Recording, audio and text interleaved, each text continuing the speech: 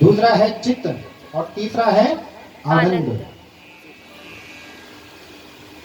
साहब ये जो सत्य स्वरूप है ना, पहला वाला, इसका अर्थ है कि परमात्मा जो है वो सत्य के समान है, सत्य है। जिस प्रकार से सूर्य भगवान सुबह उदित होते हैं, सूर्य भगवान जब सूर्योदय होता है तो हमारे लिए तो हमारे यहाँ सूर्योदय हुआ, शाम को फिर अस्ताचल को गए तो हमारे लिए तो रात हो गई। लेकिन क्या उस सूर्य का तेज नष्ट हो गया? नहीं हुआ ना। वो सूर्य रात में भी प्रकाश दे रहा है और वो सूर्य दिन में भी प्रकाश दे रहा है। ठीक उसी प्रकार से ये जो परमात्मा है ये सत्य है। सत्य को आप सरल भाषा में समझें तो जो कभी नष्ट ना हो वो सत्य है, जो कभी नष्ट ना हो वो सत्य है ना। अब आप बताइए कि इस धरती में जितना कुछ आपको दिख रहा है क्या ये सत्य है? है जी? वेदांत का एक सूत्र है यद दृष्टम तद नष्टम। क्या है? यद दृष्टम तद नष्टम। हमारी इन पंच भौतिक आंखों से जो कुछ भी हम इस संसार में देख रहे हैं, जिस चीज का भी हम लोग दर्शन कर पा रहे हैं, वो सब नाशवान है। वो सब क्या है? नाशवान है। सत्य केवल और केवल एक ही है, वो परमात्मा। वो जो परमात्मा है वो केवल एकमात्र सत्य है। जिस प्रकार से सूर्य का प्रकाश दिन में भी होता है और रात्रि में भी होता है, वो बात अलग है कि जब हमारे यहाँ रात पड़ जाती है तो हमें सूर्य के दर्शन नहीं हो पाते हैं, लेकिन सूर्य का प्रकाश विद्यमान है कि नहीं है? मानते हैं आप लोग? ठीक उसी प्रकार से ये जो परमात्मा है ये सत्य है, चाहे हमें महसूस हो चाहे ना हो। दूसरा स्वरूप बताया है चित्त स्वरूप। चित्त कहते हैं प्रकाश के लिए। किसके लिए? प्रकाश के लिए। हमें अगर पुस्तक पढ़नी हो, अगर हमें पुस्तक पढ़नी हो तो हमें प्रकाश की आवश्यकता पड़ेगी। हम लोग क्या करते हैं? लाइट जलाएंगे, लैंप जलाएंगे, उस लैंप से, उस लाइट से हम प्रकाश ग्रहण करेंगे, तब जाकर के हम पुस्तक पढ़ सकते हैं। लेकिन वो जो परमात्मा है महाराज, उसको किसी से प्रकाश लेने की आवश्यकता नहीं पड़ती है, वो स्वयं प्रकाशमान है। वो क्या है? स्वयं प्रकाशमान है। जिस प्रकार से अगर आपने चंद्रमा के बारे में पढ़ा हो, चंद्रमा का अपना प्रकाश नहीं होता है कि नहीं है? वो सूर्य भगवान से क्या लेते हैं? प्रकाश लेते हैं। ऐसे ही सूर्य भगवान को भी किसी शक्ति ने प्रकाश प्रदान किया होगा, है कि नहीं है? है कि नहीं है? वही जो तेज पुंज है वो क्या है? चित्त स्वरूप परमात्मा। जिस तेज पुंज से हम आप ये जितना भी चराचर जगत है, देवता, दानव, मनुष्य, जिस तेज पुंज से हम लोग प्रकाश ग्रहण करते हैं, उसी तेज पुंज का जो चित्त स्वरूप है वो कौन है? परमात्मा। तीसरा स्वरूप बताया मैंने महाराज, आनंद। क्या स्वरूप है? आनंद। आज जब फलार कर रहे थे हम लोग तो पंडित जी ने दही में छौंका मार करके हमें दे रखा था। तो हमारे मन में थी उस समय में जिस सच्चिदानंद भगवान ने इस विश्व की उत्पत्ति करी। क्या करी? उत्पत्ति करी। तो पहला कार्य भगवान का क्या हुआ? इस विश्व की उत्पत्ति करना, इस ब्रह्मांड की उत्पत्ति करना, पहला कार्य भगवान का ये हुआ। अब दूसरा कार्य क्या होगा? भाई जब उत्पत्ति हो गई तो उसका पालन पोषण भी तो करना पड़ेगा, है कि नहीं है? हमारे घर में कोई छोटा बच्चा हुआ, हमें उसकी देखरेख भी करनी है, उसको भोजन भी खिलाना है, दूध भी पिलाना है, उसको वस्त्र आदि भी देने हैं। ठीक उसी प्रकार से जिस प्रकार से एक माता पिता अपने बच्चे की देखरेख करते हैं, अपने बच्चे की लालना पालना करते हैं, ठीक उसी प्रकार से भगवान का जो दूसरा कार्य है वो है इस सृष्टि का पालन पोषण करना। ठीक है, पहला कार्य हो गया सृष्टि की उत्पत्ति, दूसरा कार्य हो गया इस सृष्टि का पालन पोषण करना। तीसरा कार्य बताया महाराज, जो ये सच्चिदानंद भगवान है, जब इस धरती पर बोझ ज्यादा बढ़ जाता है, बोझ किस चीज का है धरती को? पाप का। किस चीज का है? पाप का। धरती माता कहती है आप मेरे ऊपर 100 मंजिला बिल्डिंग बना दो, मुझे बाहर नहीं लगता। पृथ्वी को केवल और केवल एक ही चीज का भार है, वो है पाप का। जब जब इस धरती पर पाप का भार बढ़ता रहता है, तब तब भगवान अपना तीसरा कार्य संपादित करते हैं, और वो तीसरा कार्य है संहार करना। पापियों का संहार करते हैं, पापाचारों का संहार करते हैं, अत्याचारियों का संहार करते हैं। तो तीन स्वरूप वाले परमात्मा सच्चिदानंद अपने विश्व की उत्पत्ति, स्थिति और लय, इन तीनों अवस्थाओं का जो निर्वहन करते हैं, कहते हैं इनके गुण कैसे हैं? कार्य तो आपने बता दिया, स्वरूप भी बता दिया, लेकिन गुण कैसे हैं? कहते हैं तापत्रय विनाशाया। हमारे इस भूमंडल पर, हमारे इस ब्रह्मांड में सब जगह 3 प्रकार के ताप विद्यमान हैं। कितने प्रकार के?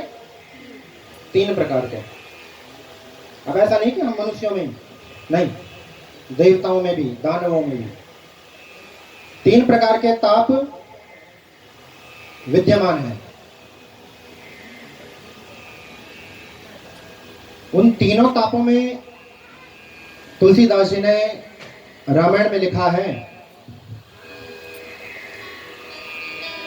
दैहिक दैविक भौतिक तापा, दैहिक दैविक भौतिक तापा, दैहिक दैविक भौतिक तापा, दैहिक दैविक भौतिक तापा, राम राज्य काहूँ व्यापा, राम राज्य काहूँ नहीं व्यापा, राम राज्य काहूँ नहीं व्यापा, राम राज्य काहूँ नहीं व्यापा। सच्चिदानंद भगवान की जय। प्रत्येक जीव मात्र के भीतर 3 प्रकार के ताप हैं। ताप का मतलब दुख, ताप का मतलब दुख।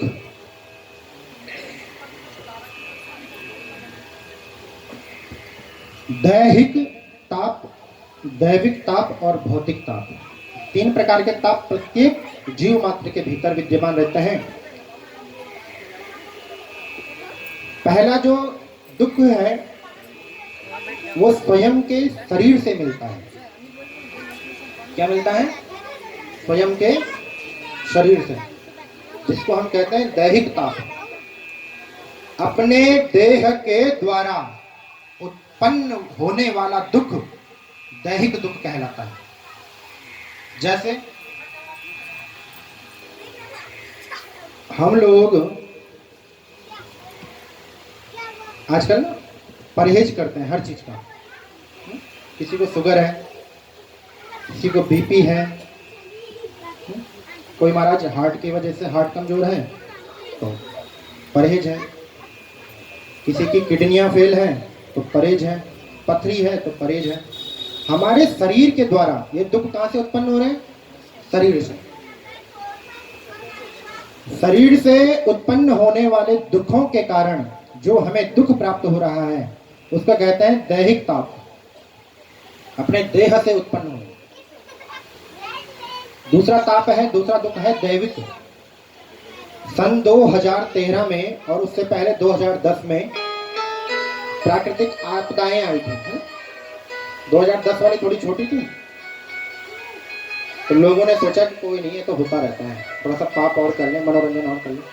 तो महाराज 2013 में तो ऐसा आया कि लगभग लगभग सब साफ होने ही वाला था, है कि नहीं? तो ये जो आपदाएं हमारे जीवन में आती हैं, प्राकृतिक आपदाएं, इनको कहते हैं दैविक ताप। देवताओं के द्वारा जो हमें समय समय पर मिलती रहती हैं।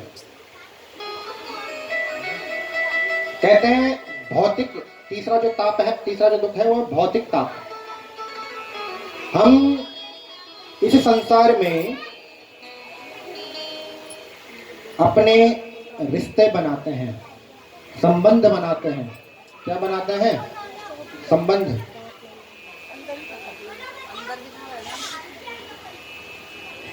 हमारे घर में एक बेटा हुआ। क्या हुआ? क्या हुआ?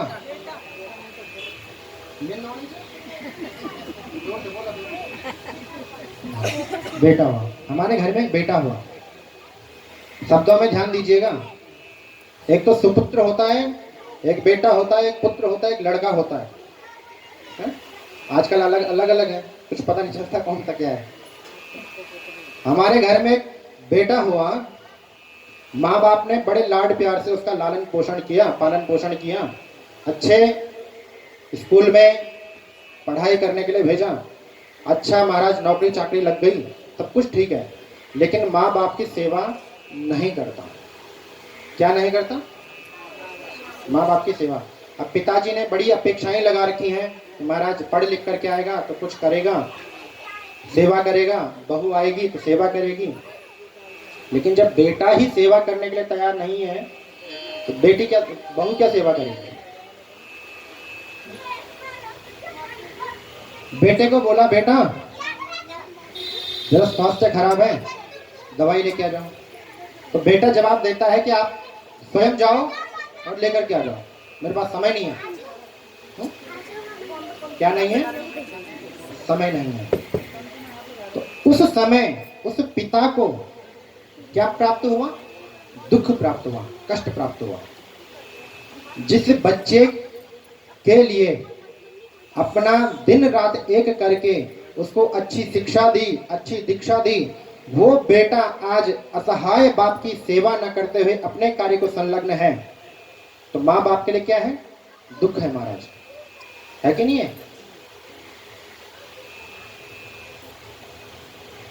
तो इस प्रकार का जो दुख हमें अपने संबंधों से मिलता है,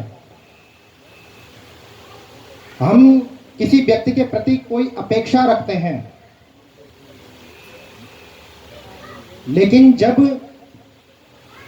अपेक्षाएं सिद्ध होने का समय होता है तब वो अपेक्षाएं, जिस व्यक्ति से अपेक्षा करी है वो व्यक्ति हाथ खड़े कर दे, क्या प्राप्त होता है? दुख प्राप्त होता है महाराज। तो इस प्रकार का जो अपने संबंधों से हमें दुख की प्राप्ति होती है उसको कहते हैं भौतिक ताप। इन तीनों दुखों से जो मुक्ति दिला सकता है वो कौन है? सच्चिदानंद भगवान। उस सच्चिदानंद भगवान को श्री कृष्णाय वयम नमः, हम आप सब मिलकर के क्या करते हैं? प्रणाम करते हैं। ठीक है? कहते हैं भाग्योदयेन बहुजन्म समर्जितेन सत्संगमं च लभते पुरुषो यदा वै अज्ञान हेतु कृत मोहमदान्धकारम्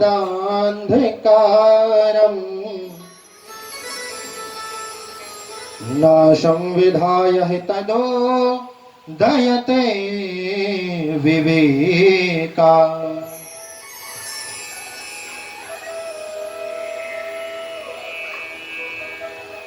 कहते हैं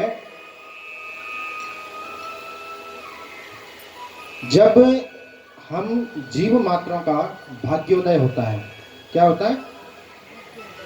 भाग्य उदय, तब जाकर के हमें धर्म की प्राप्ति होती है। किसकी प्राप्ति होती है? धर्म की।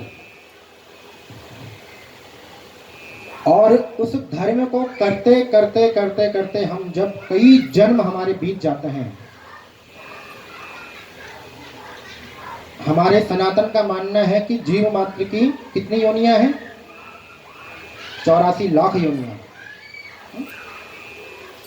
जब हमारा भाग्य उदय हुआ, उस भाग्य के उदय होने पर हमें धर्म की प्राप्ति हुई और उस धर्म को करते करते करते करते कई जन्म हमारे व्यतीत हो जाते हैं। तो इतने जन्मों तक जो हमने धर्म किया है, उसका जो पुण्य है, वो पुण्य जब हमारे जीवन में उतरता है तो उसको कहते हैं भाग्योदय।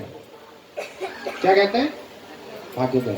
और जब इस प्रकार का भाग्योदय होता है तब जाकर के हमें सत्संग मंच लभदे पुरुषो यदाभे, हमें सत्संग की प्राप्ति होती है। तब मनुष्य को क्या होता है? सत्संग की प्राप्ति होती है।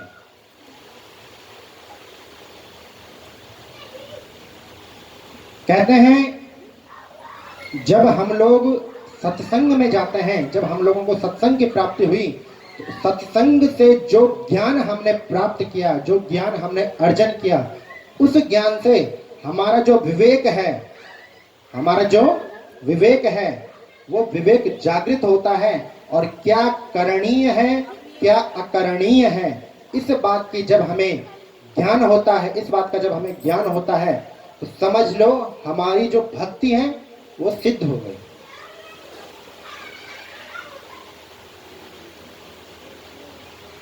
आप लोग अपने घरों से चल करके इस सत्संग में आए हैं। आप यूं समझें, आप लोग अपने घरों से अपने कार्यों को छोड़ करके इस सत्संग में आए हैं। इस सत्संग में जो भी आपको ज्ञान वाली बातें लगेंगी, जो भी बातें आपके हृदय तक पहुंचेंगी, है कि नहीं? समझने बात है? उन बातों का आपके जीवन में जो प्रभाव पड़ेगा, उन बातों का आपके जीवन में जो प्रभाव पड़ेगा, उस प्रभाव से आपको ये ज्ञान की जागृति होगी कि ब्यास जी ने ऐसी बात कही थी, इसका मतलब ऐसी बात नहीं करनी है, ऐसी बात करनी है। क्या धर्म है, क्या अधर्म है, क्या करणीय है, क्या अकरणीय है, क्या त्याज्य है, क्या ग्रहणीय है। जब इस बात का ज्ञान आपके अंदर उत्पन्न हो जाएगा, समझ लीजिए महाराज आपकी भक्ति चरम सीमा पर पहुंच चुकी है।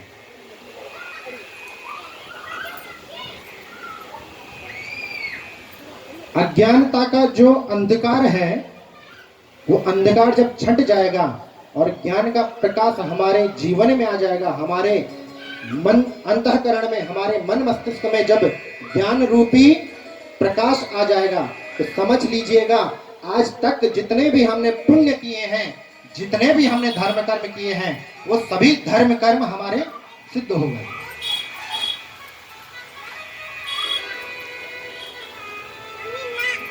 आज भगवान का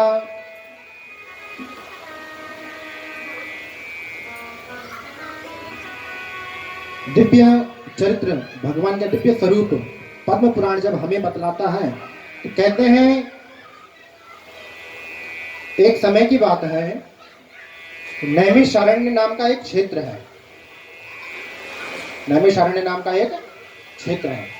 जिस प्रकार से हमारे नजदीक में हरिद्वार एक तीर्थ क्षेत्र है, ऋषिकेश एक तीर्थ क्षेत्र है, उसी प्रकार से उत्तर प्रदेश में सीतापुर डिस्ट्रिक्ट के अंतर्गत एक क्षेत्र है नैमिषारण्य नाम का।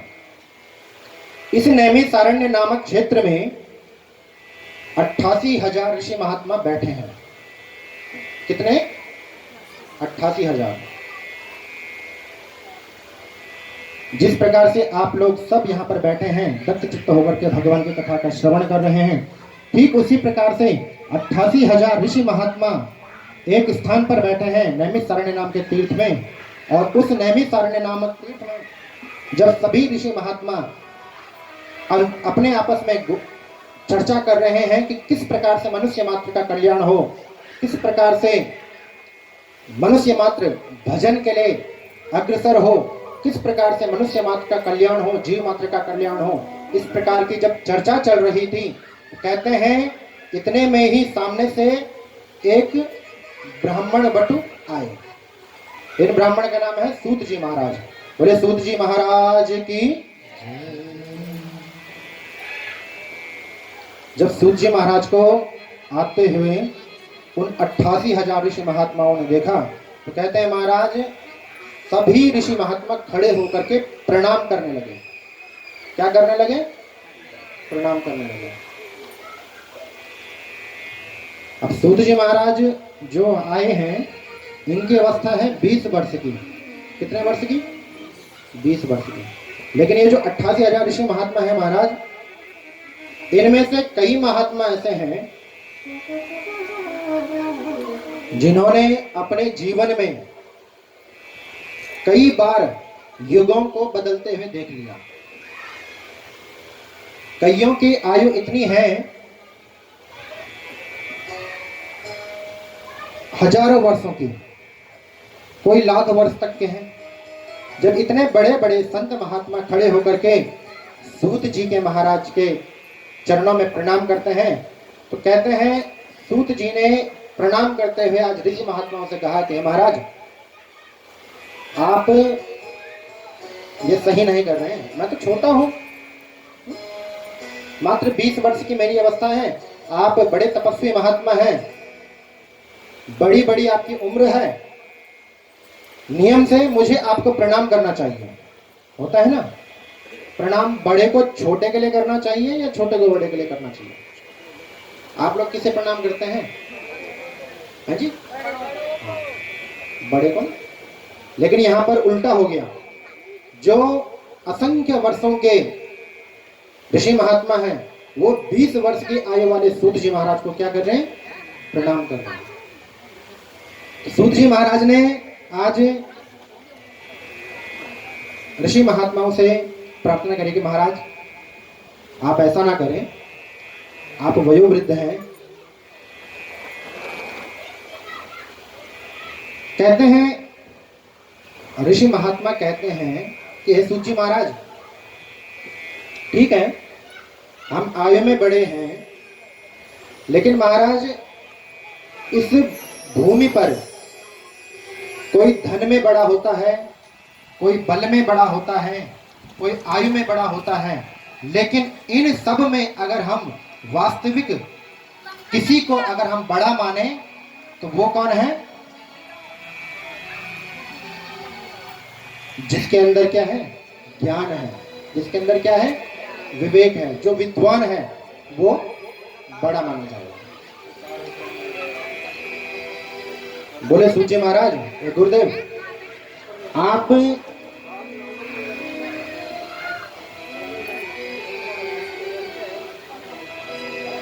अज्ञान को हरने वाले हैं। करोड़ों सूर्यों के का जितना प्रकाश होता है उससे भी अधिक प्रकाश आपके अंदर ज्ञान का है, अतः आप हम सब में क्या हुए? बड़े हुए।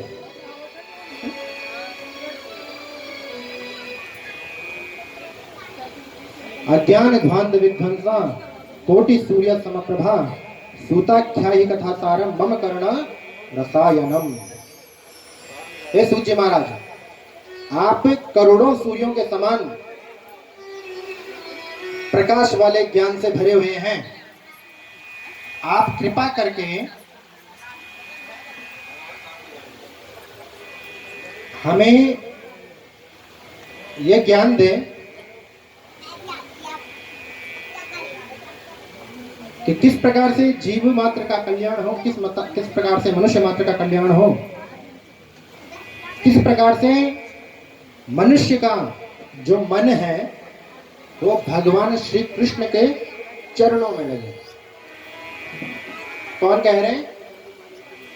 आपका ध्यान उसी में अटका हुआ है पंखे में। जब ध्यान ऐसे घूमते हुए रहोगे ना तो हम भी ऐसे घूमते रहेंगे फिर 84 चक्कर में। फिर कभी गिलहरी बनो, कभी कौवा बनो, कभी फिर फूल में बैठने वाले कीड़ा बनो, कभी भौरा बनो। होने दो जो हो रहा है, ठीक है।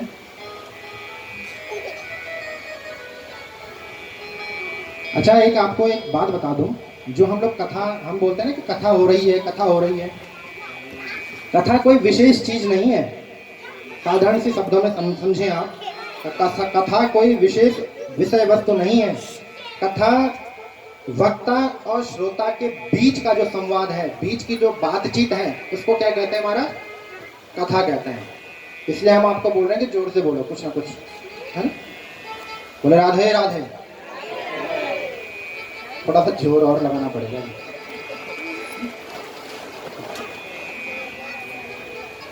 आज सूत जी महाराज जब आए हैं, सुंदर सा एक आसन बनाया है। उस आसन में सूत जी महाराज को बिठाया है। किसने? सौनकादि 88,000 ऋषि मुनियों ने।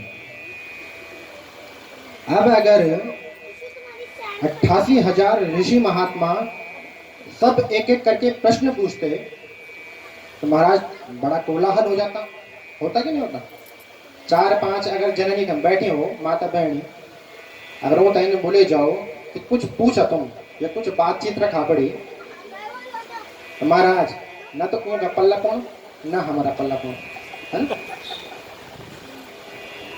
ठीक उसी प्रकार से अगर 88,000 ऋषि महात्मा सबके सब प्रश्न करने लग जाते हैं तो वहां पर कोलाहल हो जाता और एक जो व्यवस्था होती वो अव्यवस्था में परिणित हो जाती है। तो 88,000 ऋषि महात्माओं में सबसे जो ज्ञानी ऋषि है उनका नाम है शौनक मुनि महाराज। क्या नाम है? शौनक मुनि। आज शौनक महात्मा को आगे किया है और शौनक ऋषि को आगे करके 88,000 ऋषि मुनियों ने प्रश्न पूछा है सूत जी महाराज से कि महाराज आप हमें यह बतलाइए कि जीव मात्र को भगवान श्री कृष्ण की प्राप्ति कैसे हो। आप वो साधन बताएं। कृष्ण प्राप्ति करम शाश्वत तद्वदम साधना साधनम तद्वदाधुना। आप कोई ऐसा साधन बताइए कि जिससे जीव मात्र को भगवान की प्राप्ति हो जाए।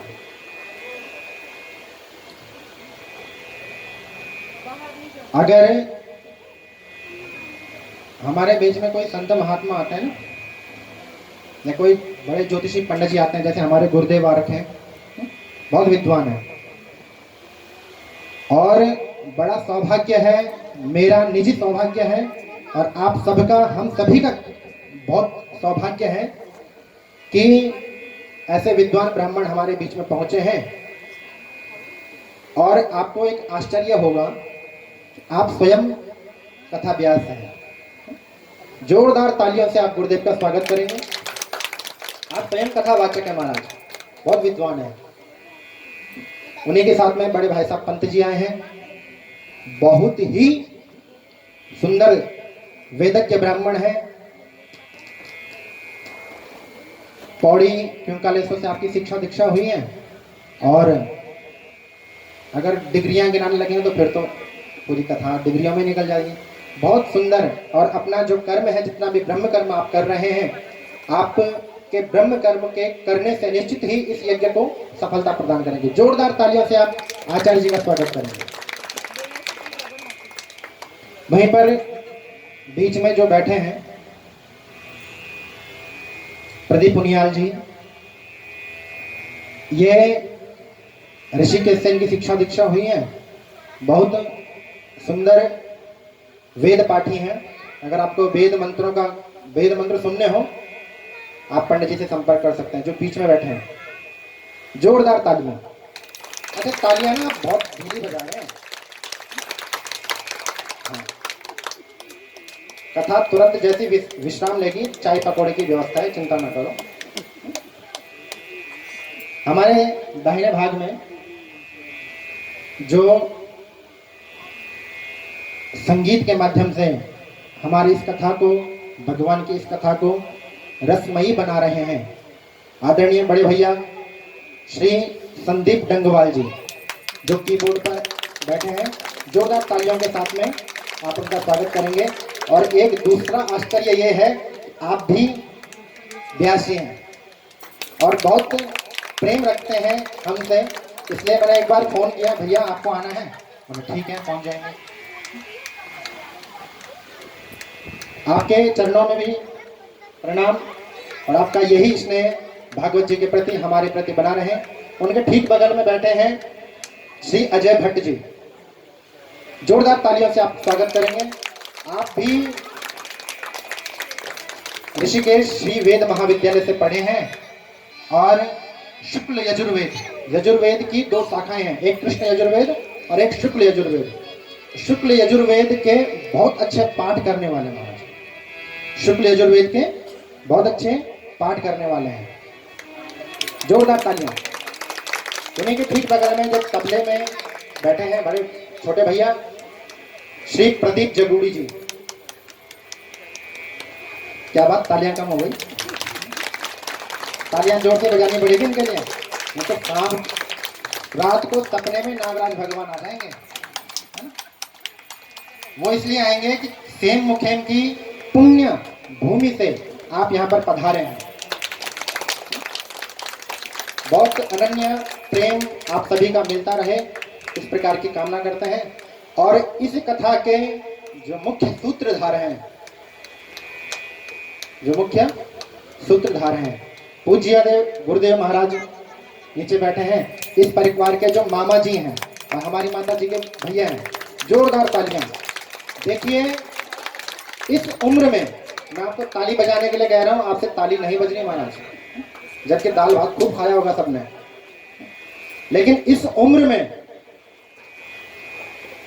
दिन भर रात भर भागा दौड़ी कर रहे हैं। और मेरे को कल कह रहे थे कि भैया जी मुझे रात को नींद नहीं आ रही है। पूरी जिम्मेदारी है गुरुदेव के ऊपर, पूरी जिम्मेदारी इस यज्ञ की। अगर गुरुदेव नहीं होते तो कुछ अलग ही व्यवस्था होती शायद, लेकिन इतने जो सुंदर व्यवस्था बनाई है पूज्य गुरुदेव। जोरदार तालियां आपके लिए। भागवत जी आपको निरोगी रखें, आपकी दीर्घायु हो और आपका प्रेम इस पीठ के प्रति, भागवत जी के प्रति, ठाकुर के श्री चरणों में ऐसा ही बना रहे, ऐसी हम मंगल कामना करते हैं। और एक बार आप जोरदार तालियां बजाएंगे आप अपने लिए, सबके लिए। क्या बात, अपने से प्रेम कम होता है?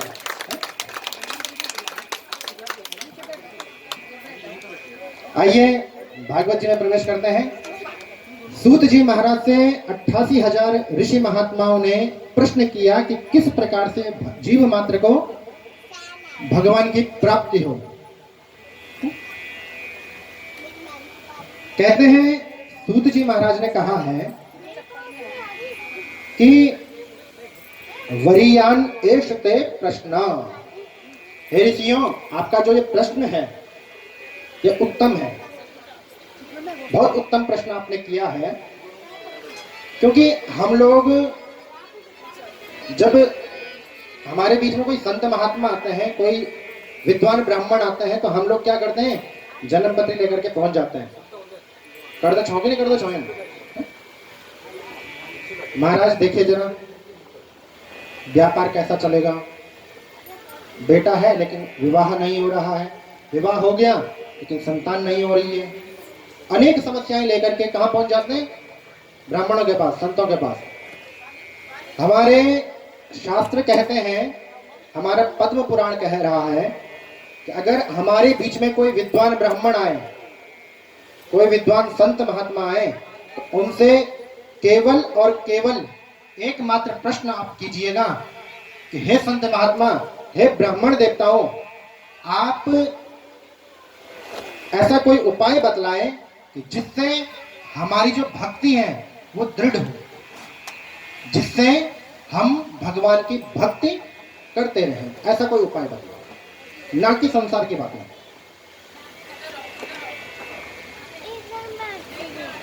बोले भगवान की प्राप्ति जीव मात्र को कैसी हो,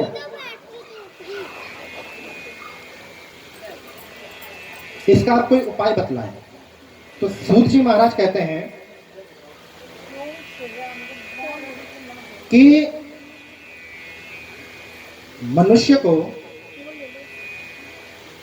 भगवान की प्राप्ति का केवल और केवल एकमात्र साधन है, वो है भक्ति। क्या साधन है? भक्ति। हमारा जो ये जीवन है महाराज, ये काल रूपी अजगर के मुख में हम सभी बैठे हैं। मान लीजिए एक सर्प है, सांप, गुरु, एक सांप है और हम उसके मुख के भीतर बैठे हुए हैं। हम लोग सुरक्षित कब तक हैं? जब तक उस सर्प ने अपना मुख बंद नहीं किया। समझ रहे बात को आप? सर्प ने मुख खोला हुआ है, हम यहाँ बीच में उसके तालू में बैठे हुए हैं। हम सुरक्षित तब तक हैं जब तक उस सर्प का मुख खुला हुआ है। जिस दिन उस सर्प ने अपना मुख बंद कर दिया, उस दिन हमारा क्या हो जाएगा? राम नाम सत्य। तो वो जो सर्प है वो क्या है? समय रूपी सर्प, ये काल रूपी सर्प है। अच्छा, कोई यहाँ पर इतने बैठे हैं आप लोग, कोई ये बता सकता है कि मैं अब जवान हुआ और इस समय में बुढ़ापा आ गया? मुझे कोई बता सकता है? बता सकता है कोई? कोई नहीं। तो यही समय चक्र है महाराज। हम इस समय रूपी सर्प के मुख में बैठे हुए हैं। जिस दिन उस समय रूपी सर्प ने अपना मुख बंद किया, हमारी सांसें अटकी और गए। तो जब तक हम इस सर्प के मुख में बैठे हुए हैं, अपने उस लोक का ध्यान करते हुए भगवान की भक्ति को करते रहना चाहिए, तभी जाकर के हमारी सदगति हो सकती है।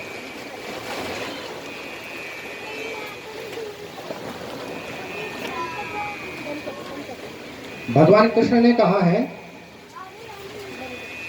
नहीं कश्चित क्षणमपि जातु तिष्ठत्य कर्मकृत कार्यते यवसा कर्म गुण स्वाभाविकर्मजम्। हम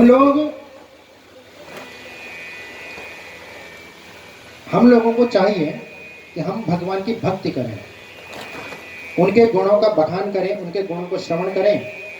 भगवान के जितनी भी लीलाएं हमारे जीवन में, जितनी भी लीलाओं का हमें ज्ञान है, उन लीलाओं से हमें कुछ न कुछ ज्ञान अनुसरण करना चाहिए, कुछ न कुछ ज्ञान ग्रहण करना चाहिए।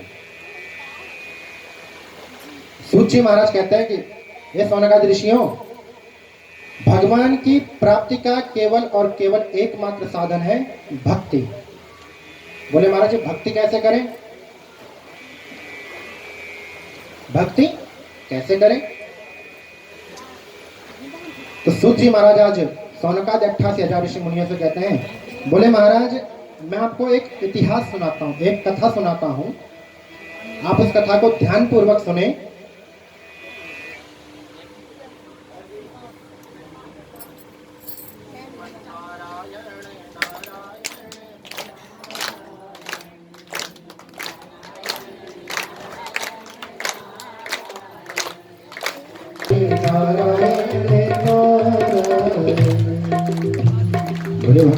भागवत भगवान की, सच्चिदानंद भगवान की जय। सूत जी महाराज कह रहे हैं कि हे शौनकादि 88,000 ऋषि मुनियों, मैं आपसे एक इतिहास कहता हूं।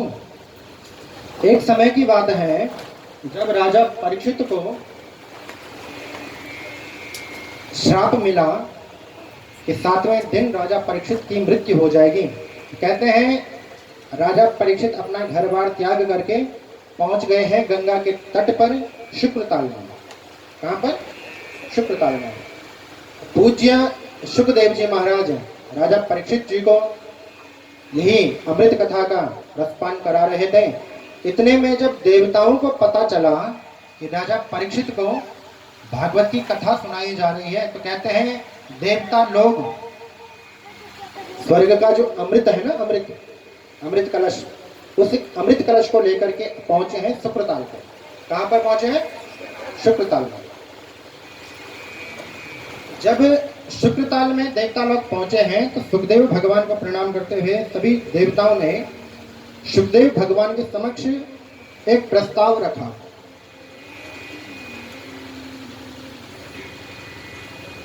देवता लोग कहते हैं कि आप जो ये कथा परीक्षित को सुना रहे हैं, वो कथा आप हमें दीजिए और बदले में ये जो स्वर्ग का अमृत हम लोग लाए हैं ये राजा परीक्षित को पिला दीजिए। क्यों पिला दीजिए? क्योंकि राजा परीक्षित कथा इसीलिए सुन रहे हैं कि उनकी मृत्यु निकट है। तो अमृत पान करने से राजा की जो मृत्यु है वो टल जाएगी, राजा अमर हो जाएंगे। तो कहते हैं आज सुखदेव भगवान ने इनको डांट फटकार करके भगा दिया। किसको भगा दिया? देवताओं को। बोले महाराज क्यों भगाया? सुखदेव भगवान कहते हैं कि हे देवराज, ये जो आपका अमृत कलश है ये जीव मात्र को अमर तो बना सकता है, अमरता प्रदान कर सकता है, लेकिन ये जो भागवत का ज्ञान रूपी अमृत है, ये भागवत रूपी जो ज्ञान अमृत है, ये जो अमृत है वो जीव मात्र को इस संसार से हमेशा हमेशा के लिए मुक्ति प्रदान कर देता है। श्रीमद् भागवत एक मणि है और स्वर्ग का अमृत क्या है? एक कांच का टुकड़ा। स्वर्ग का अमृत अगर हमें मिल जाए हम क्या हो जाएंगे? अमर हो जाएंगे। स्वर्ग के जैसे सुख संपत्ति का हम उपभोग कर सकते हैं, ये जरूर है, लेकिन क्षीणे पुण्ये मृत्युलोकम विशन्ति। भगवान कृष्ण ने गीता में अर्जुन से कहा है कि हे अर्जुन, स्वर्ग का उपभोग हम जीव मात्र तभी तक कर सकते हैं जब तक हमारे पुण्यों का फल हमारे साथ है। जिस दिन पुण्यों का फल क्षीण हुआ हमें स्वर्ग लोक से पुनः मृत्यु लोक में गिराया जाएगा और फिर 84 के चक्कर काटता रहेगा।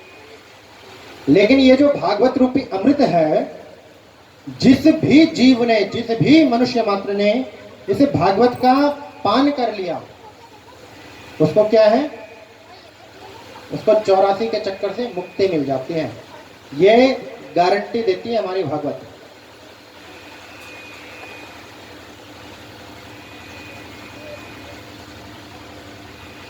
सूत जी महाराज कहते हैं